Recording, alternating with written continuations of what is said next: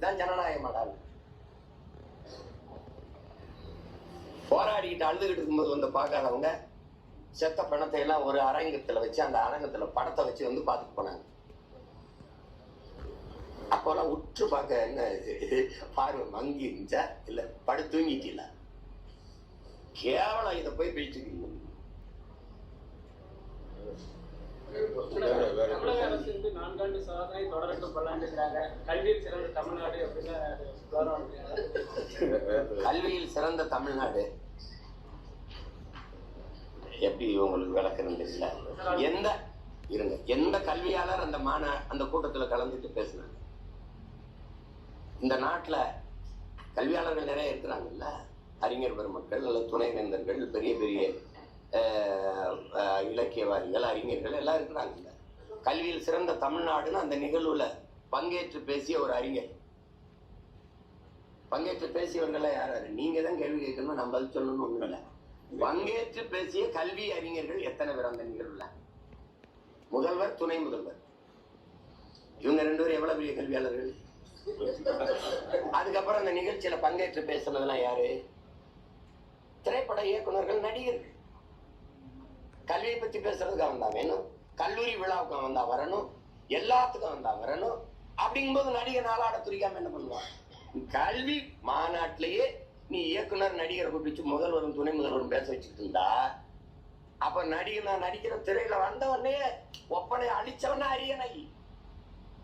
நடிக்கிற வரைக்கும் நோட்டை கொடுப்பான் வாழ்வதற்கு, நடிக்கிறத நிறுத்தினா நாட்டை கொடுப்பான் வாழ்வதற்கு. இந்த கோட்பாடு வருமா வராது? இந்த படிச்சவங்க, இந்த பரம்பரை, அறிவார்ந்த சமூகம் பரம்பரை, நாகரிகம், பண்பாடு எல்லாத்தையும் உலகத்துக்கு கற்றுக் கொடுத்த பெருமை பிடிச்சு மூவேந்தரின் வாரிசின் பேசிட்டு இப்படி ஒரு கூட்டம் வரலாறு. செத்தம்னா வரலாறு. இது என்னது? இது என்னது?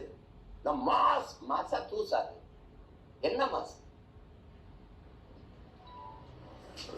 ஆத்துல அழகர் இறங்கினாலும் 10 லட்சம் பேர் கூடுறான். சரி, அது தெய்வ வழிபாடு. இது என்ன வழிபாடு? கேள்வியாதான். இந்த உட்கார்ந்து பேசுற கருத்தாளர்கள்ட்ட கேட்கிறேன், நீங்க போடுவீங்களா? போடுவீங்க. ஏன் போடுவீங்க சொல்லுங்க. இதுக்காக போடுவேன். அவர் வைக்கிற இந்த கருத்து, இந்த கோட்பாடு, இந்த செயல்பாடு இதுக்காக போடுவேன். சொல்லுங்க, மக்களுக்கு சொல்லுங்க. போட மாட்டிய அப்படின்னா ஏன் போட மாட்டீங்க? அதையும் சொல்லுங்க. சும்மா உட்கார்ந்து கிடிச்சு வச்சக்கார மாதிரி உனக்கு நல்ல காலம் பிறந்துரும், இது வந்துரும், இது போயிடும், என்னடா குடுகுடுப்புக்கார மாதிரி பிடிச்சி. இதெல்லாம் அரசியல் ஆய்வா?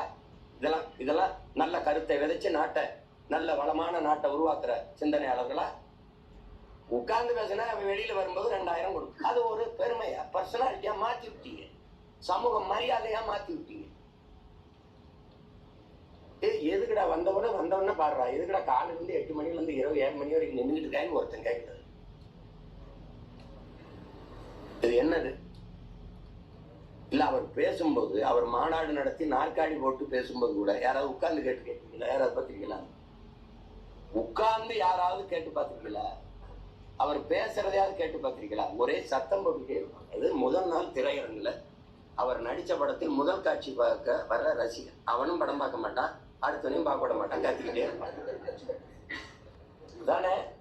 அதனால ரசிகர் கூட்டமா இருக்கும்டா. முதல் நாள் கேட்டேன், இவ்வளவுலாம் வச்சிருக்க, நாங்க இந்த கடலுக்குள்ள சாகும்போது நீ என்ன பண்ணிட்டு இருந்த? அப்போ ஒன்று செய்ய 15 நாளைக்கு ஒரு தடவை இந்த கடலுக்குள்ள வித்தையை காட்டு, சிங்களம் அதை பார்த்துட்டா பயிர்களை தொடாமையாக இருக்காங்க. மொத்தமா வித்த காட்டுன்னு வந்து அதுல 15 பேர் செத்து போனான்ல. அப்ப உத்து பார்க்காம என்ன பண்ணிட்டு இருந்த? ஏன்னா நீ வித்த காட்டினா, வித்தக்காரன் நீ, இதுல வித்தக்காரன் என் தம்பி. அதனால இந்த சாவு உனக்கு நல்லா, எப்படியாவது அவனை இழுத்து உள்ள கூட்டணிக்குள்ள கொண்டு வந்துடணும்னு நினைச்சுக்கிட்டு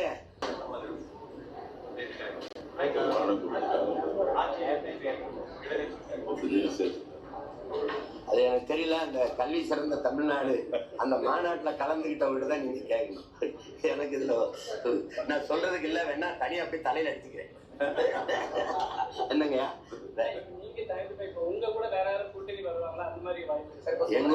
எங்கூட பெரும்பாலும் வரமாட்டாங்க. ஏன்னா உங்களுக்கு தெரியும், இங்க தேர்தல், அரசியல் தேர்தலுங்கிறத எப்படி பண்ணிட்டாங்கன்னா, வாக்கு காசு கொடுத்தா தான் வாக்கு பெற முடியுங்கிற ஒரு முறையை கொண்டு வந்துட்டதுனால இந்த 2 கட்சியும் பணம் வச்சிருக்கு. வாக்கு காசு கொடுத்து இப்ப கூட்டணி வச்சா 10 சீட் தான் படிச்சிருந்தான். அப்ப கட்சியில வந்து இவர் சேர்ந்தாரு. இப்ப அவன் கல்லூரி முடிச்சு வந்துட்டனால அவனை வேட்பாளரா நிறுத்தினேன். ஏன்னா நான் கட்சி நடத்துறதே அவனுக்கு தான். நான் சொன்னால 10ஆவது படிச்சுட்டு இருக்கான்னு வந்துட்டான் இப்ப. அதனால அவன் வேட்பாளர். இப்ப அதனால 234 என் பிள்ளைகளோட நீங்க எந்த கொம்பனும் தர்க்கம் செஞ்சு வரல முடியும். வெறும் கேடர்ஸ் இல்ல, ஆல் ஆர் லீடர்ஸ். கேளுங்க. அது மாறுது நாறுது. நான் சொல்லிட்டேன் என் நிலைப்பாட. நான் தனிச்சு போட்டிடுறேன், போட்டிட்டுட்டேன். 100 குறைஞ்சது ஒரு 50-60 தொகுதி தான் இருக்கு. தேர்வு பண்ணிட்டு பிப்ரவரி 7ஆம் தேதி மாநாடு இருக்கு. அதுல மொத்தமா எல்லாரையும் எதிரி பலகீனமா இருக்கிறாங்கன்னு நினைச்சு அந்த நேரத்துல சண்டைக்கு போற வீரனுடைய மகன் இல்லைன்னா நான் எதை பத்தியும் கவலைப்படுறது இல்ல. 20 நாடுகள் எதிர்த்து நின்றத பயப்படாம நின்று சண்டை போட்ட வீரனுடைய மகன் நான். எனக்கு அதெல்லாம் இல்லை. என்னை தோல்ல கை வச்சு ஊருக்கு அனுப்பும் போது சொன்ன வார்த்தை, சாக துணிஞ்சிருங்க, எல்லாம் உங்களுக்கு சாதாரணமாயிரும். அந்த சத்திய வார்த்தையை ஏற்று களத்தில் நிக்கிற மகன். எதை பத்தியும் கவலைப்பட மாட்டேன். நீங்க வீழ்வீங்க, நான் எழுவேன் அப்படின்னு இல்லை. எதிரியின் தோல்வி எனக்கு முக்கியம் இல்லை, என்னுடைய வெற்றி தான் என் இலக்கு. புரியுதா? அவன் சாகணுங்கிறது இல்ல, நான் வாழணுங்கிறது தான் என்னுடைய இலக்கு. அதுக்கான போராட்டம் தான் என்னோடது.